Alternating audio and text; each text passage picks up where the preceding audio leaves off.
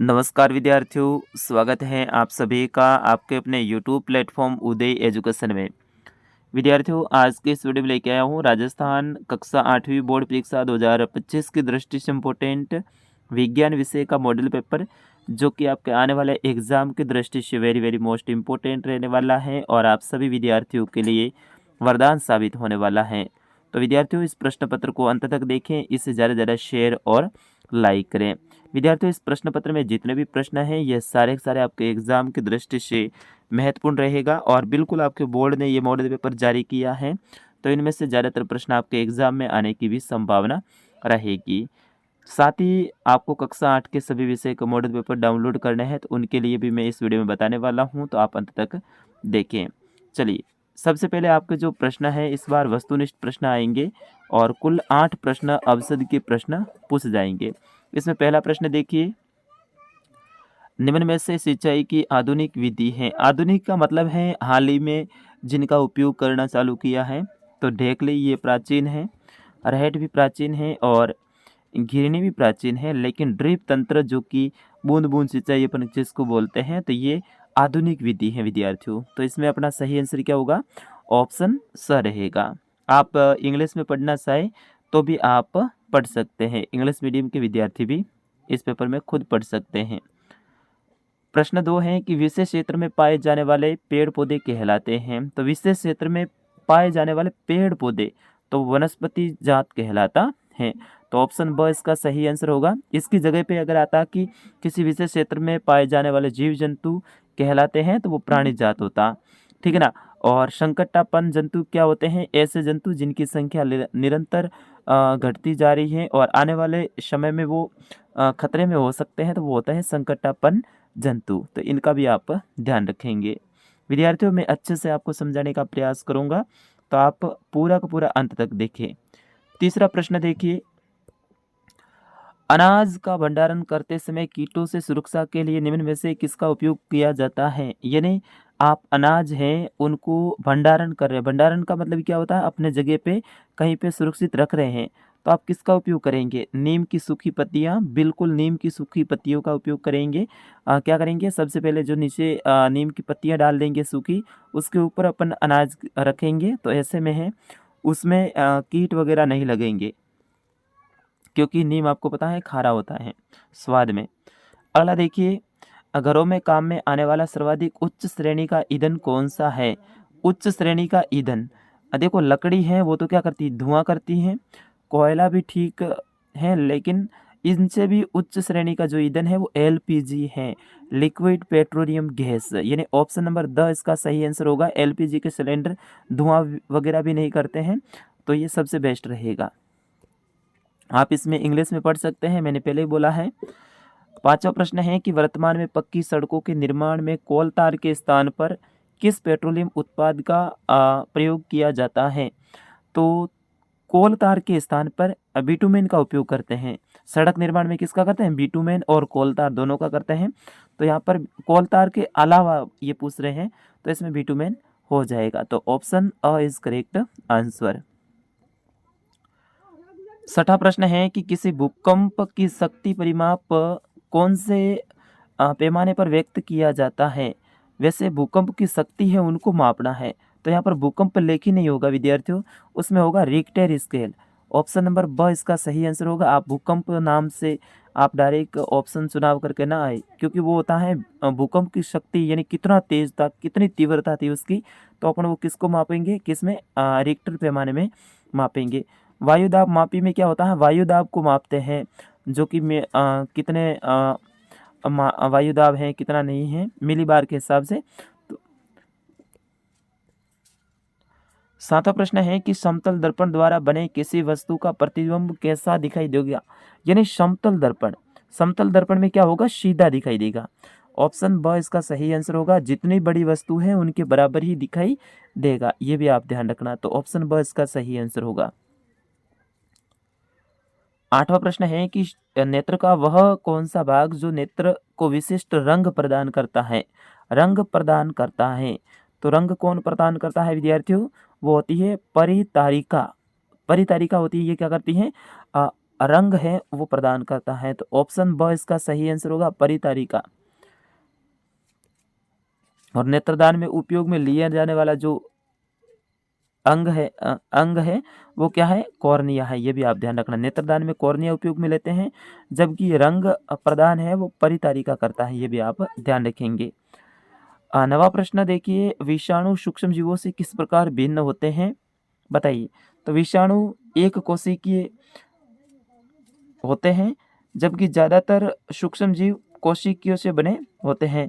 यानी विषाणु होते हैं वो अकोशिकीय होते हैं, सॉरी एक कोशिकीय नहीं, अकोशिकीय। यानी विषाणु के अंदर कोशिका नहीं होती है, ये मृत अवस्था में होते हैं। जैसे किसी के संपर्क में आते हैं तो वो जीवित अवस्था में हो जाते हैं। तो ये विषाणु है अकोशिकीय होते हैं, जबकि सूक्ष्म जीव है वो कोशिकीय होते हैं, यानी कोशिकाओं से बने होते हैं।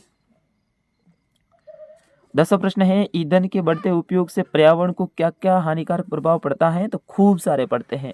पहला तो है ग्लोबल वार्मिंग, यानी ईंधन के बढ़ते उपयोग के कारण क्या होता है, वायुमंडल की जो गर्मी है वो बढ़ रही है, वायुमंडल के अंदर कार्बन डाइऑक्साइड जो गैस है वो बढ़ रही है। दूसरा इसमें आप क्या बताओगे, वायु प्रदूषण, यानी ईंधन का उपयोग करते हैं तो उससे निकलने वाले धुएं से क्या होता है, वायु प्रदूषण होता है। तीसरा है जल प्रदूषण, यानी विभिन्न प्रकार के जो ईंधन है उनको चलाने के लिए फिर उससे जल को गर्म किया जाता है, और फिर वो गर्म जल है वो भी वापस नदी नालों में छोड़ देते हैं। ऐसे में जल प्रदूषण भी होता है। और सबसे बड़ा खतरा है कि इन ईंधनों के उपयोग के लिए वन्य जीवों का आवास है उनको नुकसान होता है, क्योंकि लकड़ी को काटते हैं, और लकड़ी को काटते हैं तो उनके जंगल नष्ट हो रहे हैं। तो इस तरह से आप इसमें बता सकते हैं। अगला प्रश्न देखिए, परख नली शिशु के जन्म के लिए किस तकनीक का प्रयोग किया जाता है। विद्यार्थियों इसका सही आंसर होगा, इसमें क्या होता है, इनमें होता है इन विट्रो निषेचन, यानी IVF, तथा युग्म अंत जिसको अपन बोलते हैं फेलोपियन स्थानांतरण, या फिर जाइगोट इंट्राफ्लोपियन ट्रांसफर, यानी ZIFT की तकनीक का प्रयोग किया जाता है। थोड़ा बड़ा नाम है लेकिन आप अपने स्तर पे याद कर लीजिएगा। 12वां प्रश्न है, चिकित्सा के क्षेत्र में अनेक समस्याओं के अनुसंधान एवं निदान के लिए किस प्रकार की ध्वनि उपकरणों का प्रयोग किया जाता है। तो इसमें अल्ट्रासाउंड उपकरणों का उपयोग किया जाता है। किसका, अल्ट्रासाउंड, इसमें आपको लिखना है अल्ट्रासाउंड। फिर उसके बाद में स्तंभ को स्तंभ ब से मिलान करना है, जैसे कि हैजा एक जीवाणु जनित वायरस होता है, जीवाणु होता है। प्रतिजैविक ये दवाई है, और कवक गेहूं की रस्ट रोग, और इस तरह से आपको इसमें मिलान करना है। फिर उसके बाद में 14वां प्रश्न देखिए, तीव्र दहन व श्रोत दहन में अंतर लिखिए। तीव्र दहन आसपास की वस्तुओं से आकर्षित होकर दहन की स्थिति उत्पन्न करता है, जो कि तेजी से होता है, जैसे कि गैस वगैरह या आसपास की वायु वगैरह उनसे संपर्क में आने से होता है। जबकि श्रोत दहन है ये धीरे धीरे अपने हिसाब से होता है और बाहरी इसका कोई प्रभाव नहीं पड़ता है। 15वां प्रश्न है कि कोष्टक में दिए गए शब्दों से उचित शब्द का चयन कर रिक्त स्थान की पूर्ति कीजिए। चलो करते हैं अपन। पहला है कि मिट्टी को उलटने पलटने एवं पोला करने की प्रक्रिया जुताई कहलाती है। तो इसमें आप लिखना है जुताई, ये वाला, ठीक है ना। दूसरा है अवांछित एवं बिना उगाए गए पौधों को हटाया जाता है, जिन्हें खरपतवार कहते हैं। क्या कहते हैं, खरपतवार कहते हैं। इसमें खरपतवार लिखना है। तीसरा है कि क्षतिग्रस्त बीज जल की सतह पर तैरने लगेंगे, तो इसमें तैरने वाला ये भर देना है। और दानों को भूसे से अलग करना थ्रेसिंग कहलाता है। यहाँ पे थ्रेसिंग है कहीं, ये रहा, थ्रेसिंग कहलाता है। तो इस तरह से आपको इसमें भरना है। इंग्लिश मीडियम के विद्यार्थी हैं वो खुद भर सकते हैं। अब विद्यार्थियों वीडियो में आगे बढ़े हैं उससे पहले अगर आपको कक्षा 8 के सभी विषय के पेपर डाउनलोड करने हैं तो आप चाहिए हमारी वेबसाइट पे, गूगल में जाके आपको सर्च करना है उदय स्टडी। क्या करना है, उदय स्टडी डॉट, यानी छोटा सा बिंदी और इन, IN, uday-study.in।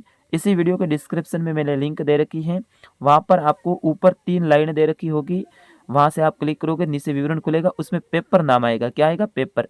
पेपर के ऊपर आपको सिलेक्ट करना है और फिर वहाँ से कक्षा 8 के ऊपर, तो आराम से कक्षा 8 के सभी विषय के पेपर आप डाउनलोड कर सकते हैं। चलिए 16वां प्रश्न है, निम्नलिखित प्रश्नों के उत्तर एक शब्द में दीजिए।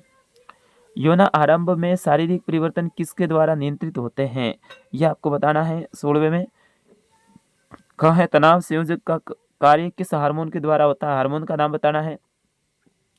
एड्स के रोग कारक वायरस का पूरा नाम बताना है, यानी HIV का पूरा नाम आपको बताना है। HIV का पूरा नाम क्या होता है, ह्यूमन इम्यूनोडेफिशिएंसी वायरस, यानी HIV। अगला है कि गोइटर रोग किस ग्रंथि से संबंधित है, तो ये थायराइड ग्रंथि से संबंधित है। कौन सी ग्रंथि, थायराइड ग्रंथि। 17वां है, आपको इसमें सही और गलत का चुनाव करना है। जैसे कि द्रव तथा गैस बर्तनों की दीवार पर दाब नहीं लगाते हैं, तो ये असत्य होता है क्योंकि वे दाब लगाते हैं। अगला है कि बल का परिमाप तथा दिशा दोनों होते हैं, तो बिल्कुल बल का परिमाप भी होता है, दिशा भी होती है।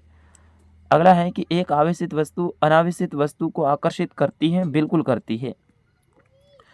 बल किसी वस्तु को विराम अवस्था से गति में नहीं ला सकता है, ये तो लाता है, लेकिन ये बोल रहा नहीं लाता, इसका मतलब ये गलत हो जाएगा। इस तरह से आपको लिखना है। 18वां प्रश्न है कि वनों उन्मूलन से क्या तात्पर्य है, 2 उदाहरण देने हैं। तो वनों का काटना या फिर वनों की कटाई करना वनों उन्मूलन कहलाता है, जिनका मुख्य रूप से घर के काम या फिर अन्य काम के लिए अपन वनों का उपयोग करते हैं, तो वो वनों उन्मूलन होता है। इनके 2 कारण लिखने हैं, वो आप लिख सकते हैं अपने हिसाब से। अगला है कि घर्षण हमारा मित्र और शत्रु दोनों है, इस कथन का उदाहरण द्वारा आपको विश्लेषण करना है। तो अब बड़े प्रश्न है, इनके आंसर आपको लिखने हैं। प्रश्नों को आराम से देख लीजिए। एक दोलक 5 सेकंड में 50 बार दोलन करता है, इसकी आवृत्ति और आवर्तकाल दोनों ज्ञात करना है आपको। 21वां भूकंप आने के क्या क्या कारण है, भूकंप से स्वयं के बचाव के लिए आप क्या क्या करेंगे, वो आपको बताना है। तो भूगर्भ में होने वाली हलचल के कारण भूकंप आता है। 22वां प्रश्न है, इसको भी आप आराम से हल कर सकते हैं, पढ़ लीजिएगा, स्क्रीनशॉट ले लीजिए। फिर आगे के जो प्रश्न है निबंधात्मक प्रश्न है, जिसमें पेट्रोलियम तथा प्राकृतिक गैस के भंडारण का नामांकित चित्र बनाना है। अगला है कि विकास के नाम पर वृक्षों की कटाई बढ़ती जा रही है, कथन को पुष्टि करनी है।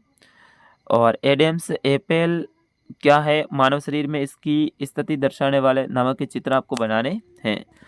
अथवा में ऑप्शन रहेगा, गाड़ी चलाते समय पेट्रोल डीजल बचाने के 4 उपाय बताने हैं आपको। वन्य जीव आवासों में लगातार हो रही मानवीय गतिविधियों के कारण वन्य जीव धीरे धीरे कम होते जा रहे हैं, इन्हें संरक्षित करने के लिए क्या सुझाव देंगे, ये आपको लिखना है। मानव शरीर की एड्रिनल ग्रंथि की स्थिति को दर्शाने वाला एक चित्र बनाना है, यानी चित्र काफ़ी आएंगे आपके, तो चित्र आप अच्छे से याद करके जाइएगा विद्यार्थियों। यहाँ से आपको स्पष्ट हो रहा है, मॉडल पेपर में बताया गया है, इसका मतलब आपके चित्र आएंगे। अगला है कि भ्रूण का गर्भाशय में रोपण को नामांकित चित्र की सहायता से आपको बताना है। यहाँ पे भ्रूण का भी चित्र बनाना है। घर्षण को कम करने वाले 2 उदाहरण आपको बताने हैं। और चित्र द्वारा 2 दर्पण परस्पर लंबवत रखे हैं। आपतित किरण दर्पण ए पर 45 डिग्री कोण पर आपतित होती हैं, तो दर्पण बी से परावर्तित होने वाली परावर्तित किरण एवं परावर्तन कोण है, वो आपको बनाना है। अथवा में ऑप्शन रहेगा, ये मेंढक के जीवन चक्र को नामांकित चित्र द्वारा बनाना सबसे बेस्ट आपके लिए है, मेंढक वाला चित्र आपको आता है। अगला है कि नेत्रों की देखभाल किस प्रकार कर सकते हैं, समझाना है। घर्षण किस प्रकार हमारा मित्र है, ये बताना। देखो 2 बार आ रहा है घर्षण मित्र और शत्रु, यहाँ पे दोबारा से पूछा गया घर्षण किस प्रकार मित्र है, तो 2-2 प्रश्न आपको मिल रहे हैं एक साथ में, ठीक है। फिर उसके बाद में 25वां और अंतिम प्रश्न है, विद्युत लेपन विधि का चित्रण वर्णन करना है, सचित्र वर्णन करना है। बल बराबर दाब इंटू सूत्र को पूरा कीजिए एवं बल का मात्रक आपको लिखना है। आलू की चालकता का परीक्षण को चित्र द्वारा समझाना है। और बल वस्तु की गति की अवस्था में परिवर्तन कर सकता है, कथन को उदाहरण द्वारा समझाना है। तो विद्यार्थियों इस तरह से आपका पूरा का पूरा पेपर आने वाला है। बहुत इम्पोर्टेंट आपके लिए साइंस का पेपर रहेगा।